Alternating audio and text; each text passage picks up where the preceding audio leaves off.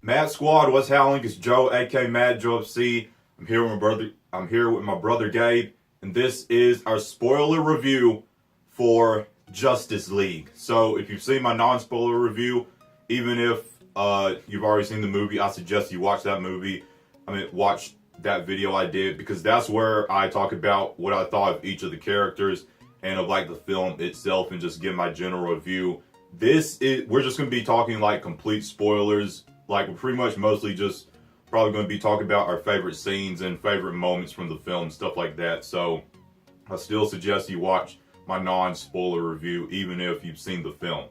So, what do you rate Justice League? 9 out of 10. And the reason why is because of the one part where Henry Cavill, he couldn't have his mustache shaved. Yeah, so CGI looked terrible. I was going to tell you, like, I'd already said that I didn't say who it was, but I was talking about that a little bit in my non-spoiler review. So, overall, I thought the CGI looked okay, like, as far as scenery goes. Yeah. Except for, like, his actual face.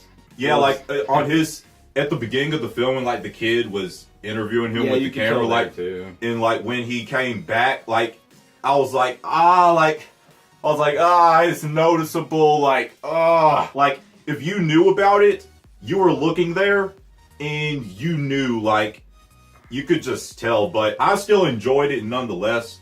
So it was definitely my favorite DCU movie so far. It was definitely the funniest one as well. So was a whole point, was 0.5 taken away from that, or one whole point taken away because a whole point. A whole point. So that's why I get. So other than that, like, everything was good for you. Yeah, everything else was good to me. So, what was your favorite scene? My favorite scene was the part when the Green Lantern flew in on the battlefield. That was so cool. When Green Lantern, or it wasn't even Green Lantern, but it was one of them. When Wonder Woman was talking about the backstory and how everything happened, and she said, and then people from other worlds. How come neither of us have seen the Green Lantern movie? Have you? The Ryan Reynolds one? Yeah, I haven't seen it. Neither of us have seen it, but we've seen, like, clips and stuff, and enough to know that the CGI was terrible. Yeah. How come that one, 4-second scene looked so amazing?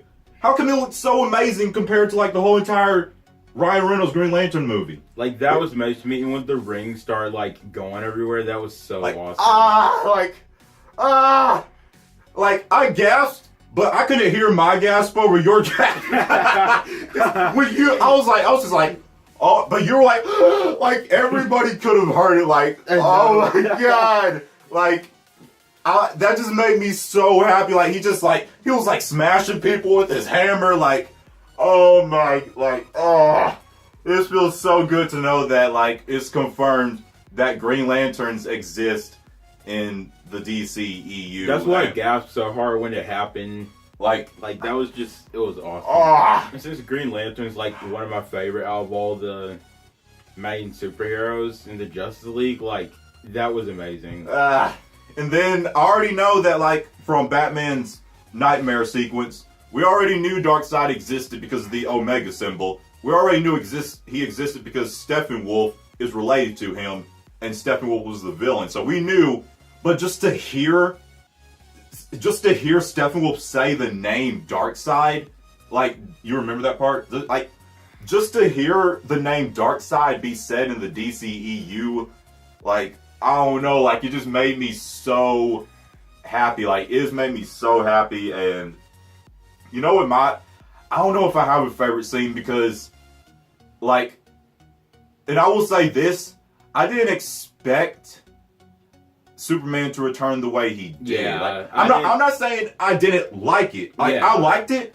I guess I was just expecting too much, maybe. Like, I was expecting way too much. Like, he was gonna come out of the coffin, like, shoot out and, like, fly over there. Like, this is what I was thinking. Like, I was thinking, this is the scenario. It's the final battle. The whole league is against Steppenwolf, and they're losing.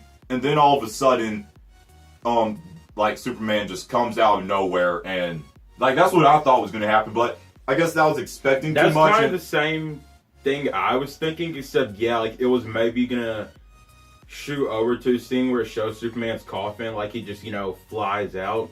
Like, and this isn't me trying to defend the film, but I'm just saying I feel like I really was expecting too much, and here's why. Because think about it, if that's how Superman was going to come back, like his cells were just going to regenerate and from the sun and stuff, yeah, that could have happened at any time. Then, like, he could have came out of his coffin at any time, not necessarily just right at the final battle. Coincidentally, if that's how he was going to come back, if that's how he was going to be born again, he could have came at any time. Then, so that would just be too coincidental for the plot of the story. Thing is, though, the normal sun is even how he heals anyway.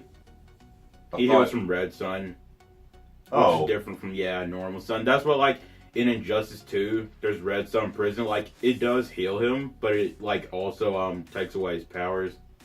So, yeah, like, I liked it just because the actions, that was one of the best Superman moments. Like, Superman throwing around the league like ragdolls, like, this was the best moment. Like, remember when Flash was running? Yeah, and he saw awesome. Superman was just like, and Flash was just like, oh shit, like, holy crap, he's like at my speed level, like. That's one thing that I like too, though, is they showed that Superman is almost as fast as the Flash. Because in the comics, he is almost as fast as the Flash. Because think about, like, we just saw Man of Steel and Batman v Superman, so we never saw, like, anyone, like, almost comparable to Superman, I guess, speed-wise. So just to see that, like, Superman, like, Flash running in the Speed Force, Superman just, like, slowly turning around, looking at him, and then, like, Flash is scared. And then, like, that whole slow-motion fight between them, that was pretty much just, like, a comic panel to life. Like, that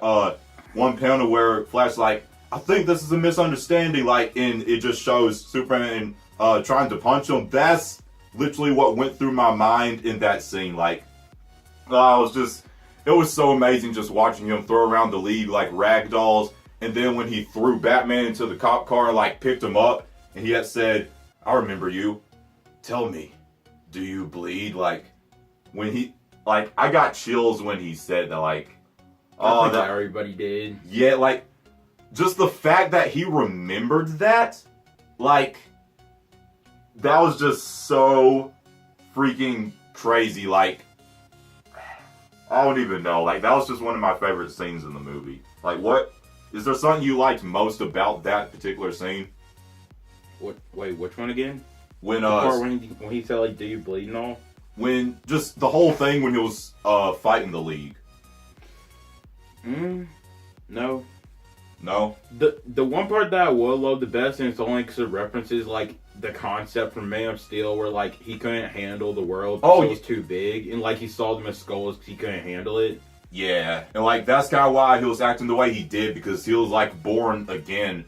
So, you know, like, it was the same thing as when he was a kid, and he couldn't, like, take the world, he couldn't, like, grasp it all at one time. And it was kind of funny, like, when he saw Lois, and, like, he just tossed Batman on the ground, like, you couldn't really see Batman fall on the ground. Lois. That's what I said. You said Lois. Lois, it's the same thing, jeez. Lois is L-O-U-I-S. Lois is L-O-I-S. Lois, you happy? Mm-hmm. Lois, when he looked at her, it was funny, like, when he just, like, tossed Batman on the ground and, like, you couldn't really see him. Yeah, you can just hear him hit the ground. Yeah. Speaking of the Flash, so when you were talking about the Flash, that's some of my favorite scenes of the movie, like, when he was running in slow motion stuff, like, when he ran on the wall and he, like, tapped the sword back to Wonder Woman, that was so cool, just saying. Yeah, it was like, ping, and then he was, like, kind of pointing and smiling.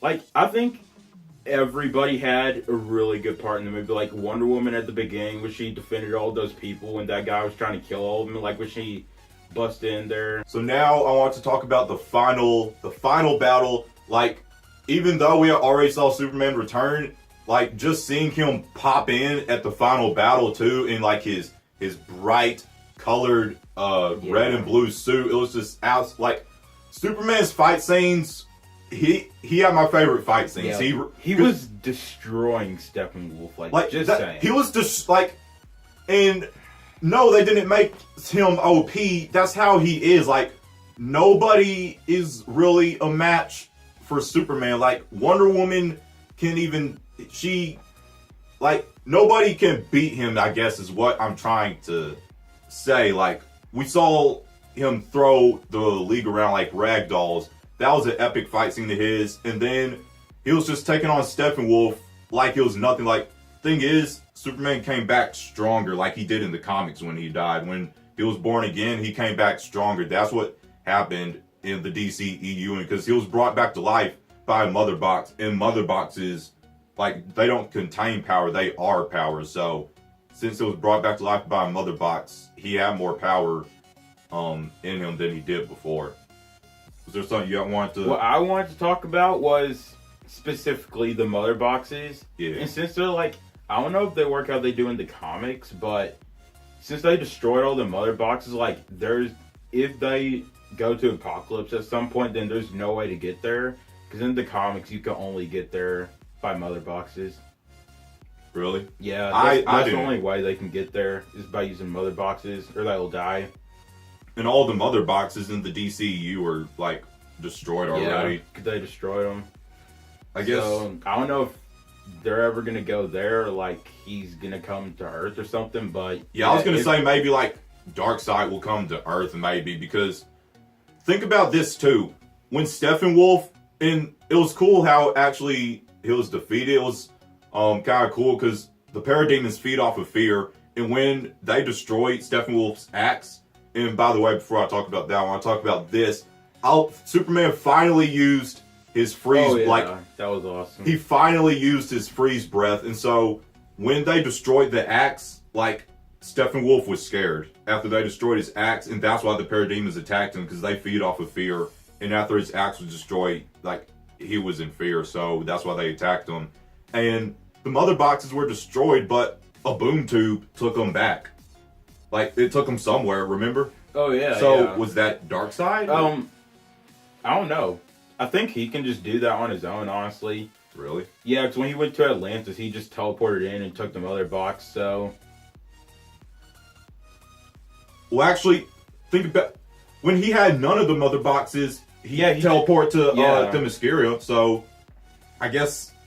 Maybe... Yeah, I guess he could just do it on his own, maybe. Or either... I don't know.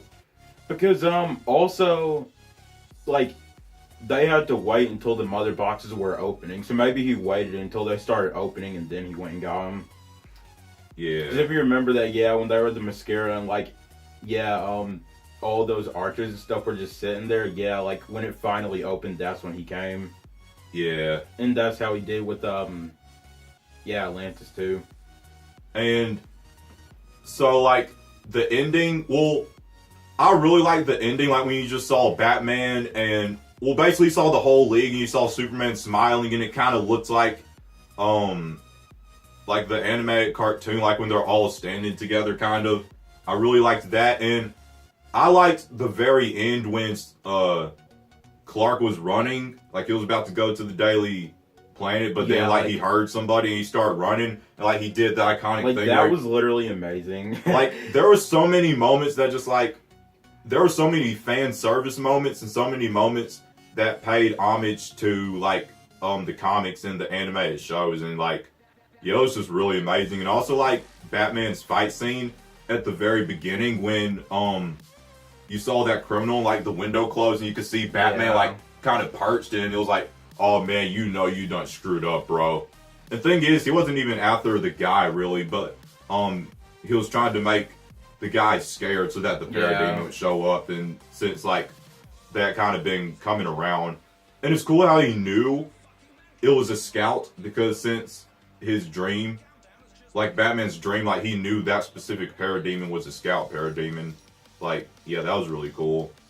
Also, I thought it was cool that he mentioned the round table with 6 chairs. The whole league. I forgot about that. I was thinking about it earlier and I forgot about it now. Like, that is cool that basically the Wayne Manor is going to be turned into the Hall of Justice, because he said a table with 6 chairs all around. Like, that's the Hall of Justice that's going to be happening. The post-credit scenes, those post-credit scenes were absolutely amazing. Like, the first one was actually really just like fan service, because like I've seen art and like art and stuff of the Flash and Superman running together in the DCEU versions, and the fact that they actually did that, like, because they did it actually in the movie as well when Flash and Superman had to save the people, and like Superman just came up to Flash, like you could see that he's almost as fast as Flash, and then he said like, I'll get the people on the left, you get the people on the right, or something like that. And it was actually funny when Flash would say like that one car of people, yeah, and then Superman just like comes flying with like a whole freaking building of people, like, yeah. And then at the end they actually had like a real legit race, and like just to see that in the DCEU, like that was awesome. And the second one, Deathstroke. Yeah, that was the second one.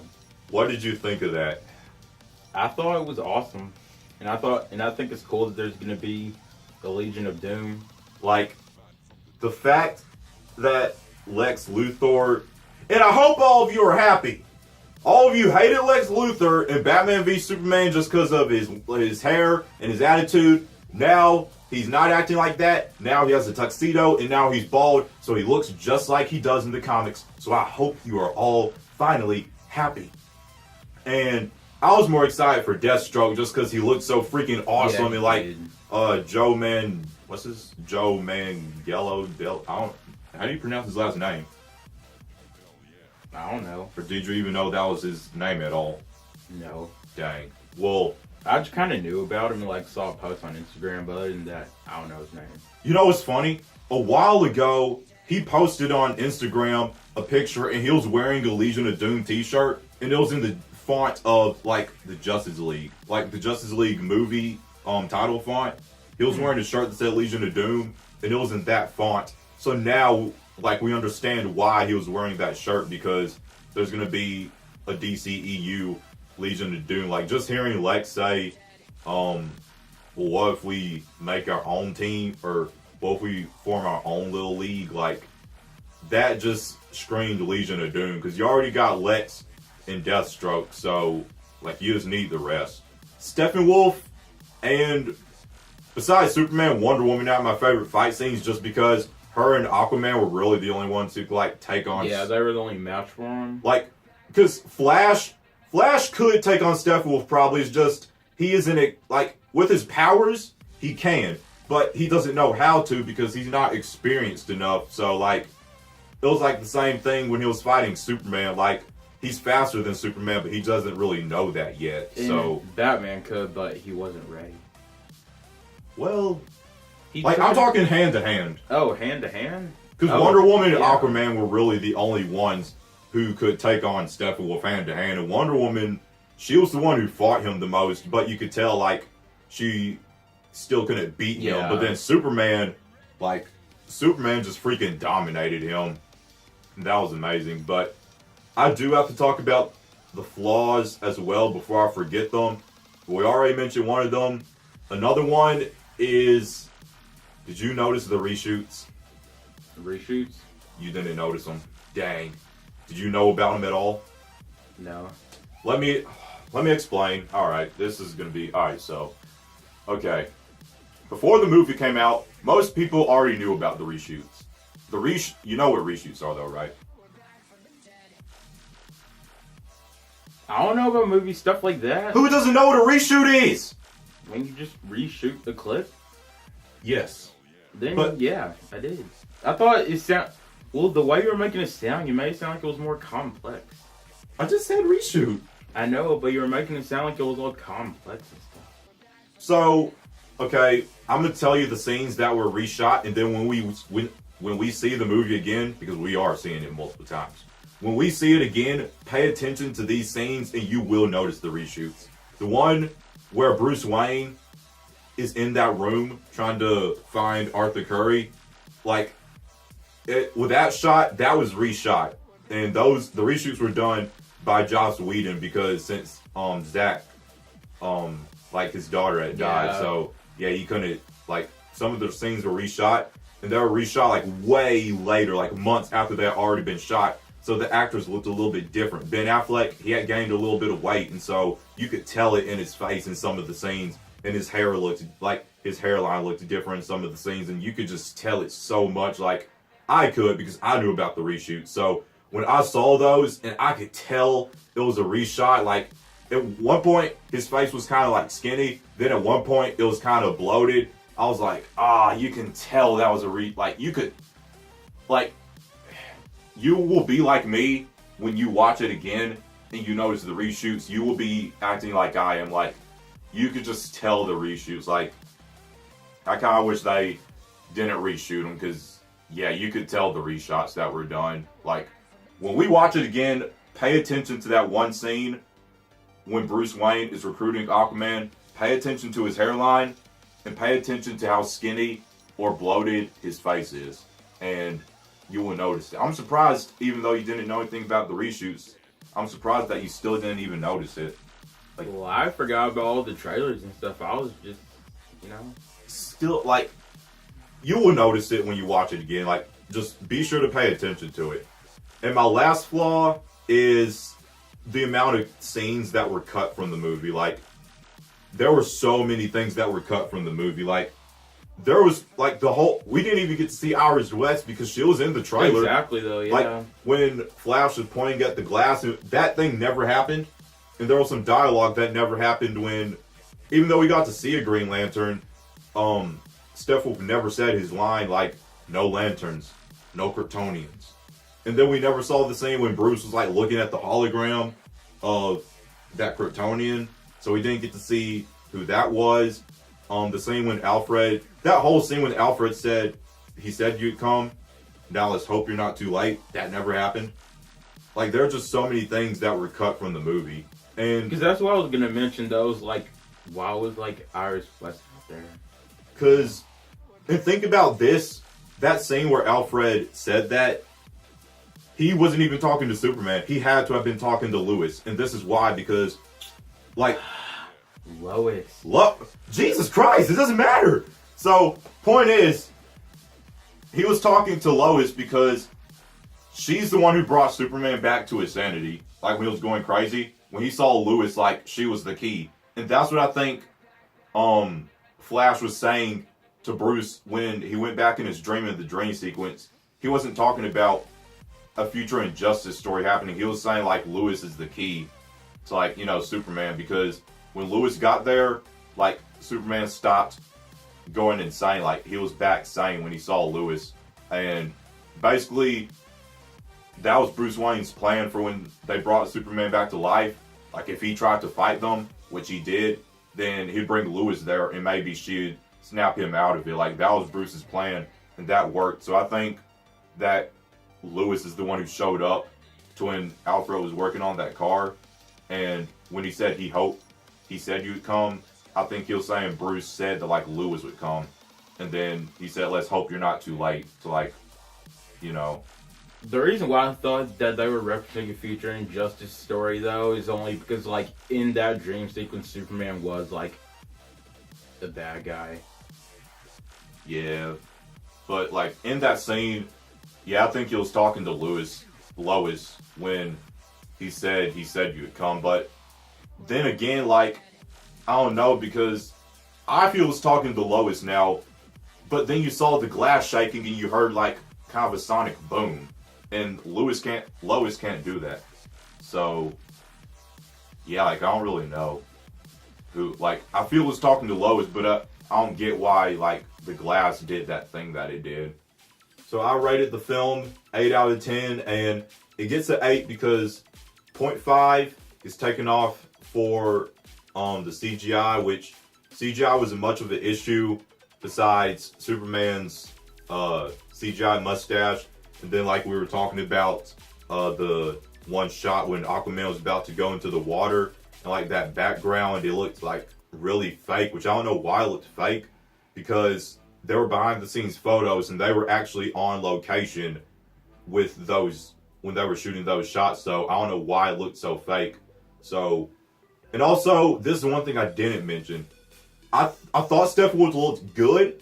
I just thought his face looked unfit finished, I guess. Like, yeah. it feels I like there can should have agree been with more textures to it, I guess. Like, I guess it looked like too smooth. Like, if I'm making any sense. Like, it felt there should have been more textures done on his face. So, Superman's CGI mustache, that one background shot of Aquaman, other than that, all the scenery and stuff that was CGI, I thought it looked good. And then Steppenwolf's face, I felt it should have been a little bit more finished and more texture. So that's 0.5.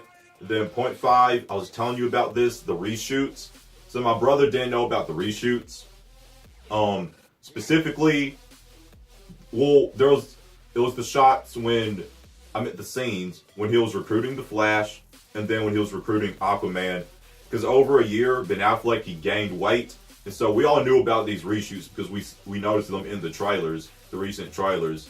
But then in the movie, you could tell what was a reshoot and what was the original shot, because these reshoots were done like over a year after the original shots were done, I believe. So you could just tell in one shot when Ben's face would be like skinny, and then in another shot when it would be like really bloated. You could tell his hairline was different, and then he smiled in a specific scene when he was recruiting the Flash. You could really tell by his hair and just his face. Like I honestly, I don't even know why reshoots needed to be done. Like, I don't know why. And it's not Zack's fault for the reshoots because he had nothing to do with the reshoots. Whedon did the reshoots, I believe, and Zack just gave the okay for him to do that. So if I just don't get why they had to do them. And then the last thing is the amount of cut scenes that were cut from the movie. Like, Iris West wasn't in the movie. Lex Luthor was supposed to be in the movie. I don't know for how long, but he was supposed to be in the movie as well. And the scene where like Flash is pointing and like he broke the glass, and then the scene, there was one scene at the beginning, basically the beginning of the movie, it felt like really jumpy, like when Batman, like it felt like they were trying to rush through everybody's personas. Yeah, like there was more to it because there was some of the Cyborg stuff that we didn't see. Like, we didn't see him running with the football through the snow. We didn't see him walking with his varsity jacket on that we saw in the trailer. We didn't see more of Flash or more Barry Allen when he was with Iris West. Like, there was just so much that was cut. And basically what I'm saying is I need a Zack Snyder uncut version of Justice League, and it will bump my rating up to maybe, I think, a 9.5, because if I get Zack's uncut version, then the reshoots won't be there, because since Zack didn't do the reshoots won't be there, and so that'll put 0.5 back into the score, and then one whole point will be put back into my score, because since it'll be the uncut version, nothing will be cut. None of the scenes, none of the dialogue will be cut from the movie. So that will bump my score up to a 9.5. And the CGI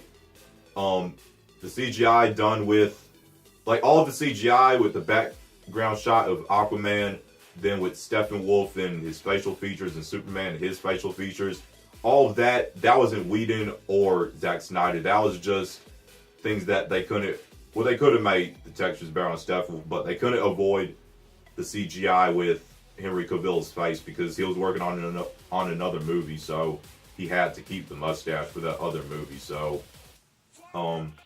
if like all that was fixed and we got Zack's uncut version, this film for me would be a 9.5. But as much as I loved it, it stands on an 8 for me, and I see this as I see it as a problem. Like, as much as I love the DCEU, this is a problem. Like, Batman v Superman, it had to have an Ultimate Edition with the rest of the scenes that were cut.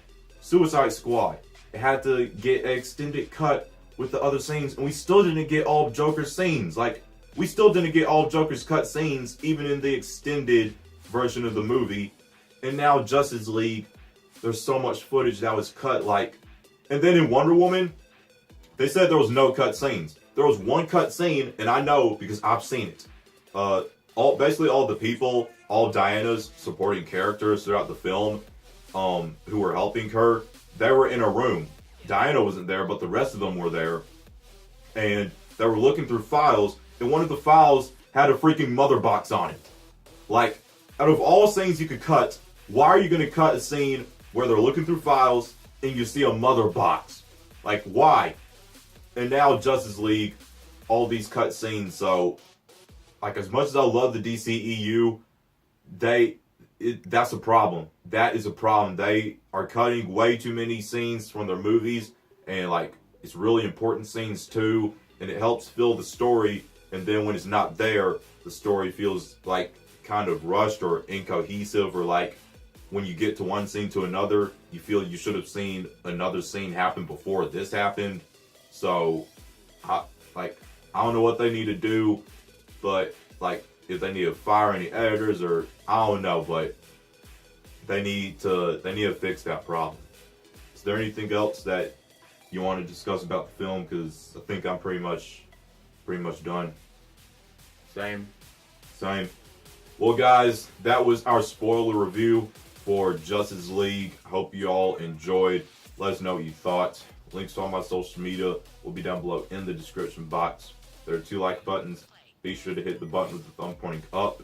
Share this video to anyone you feel would enjoy. If you are new right here and you like what you see, tap the subscribe button and ding dong the notification bell to join the Mad Squad on our journey to 10,000 subscribers.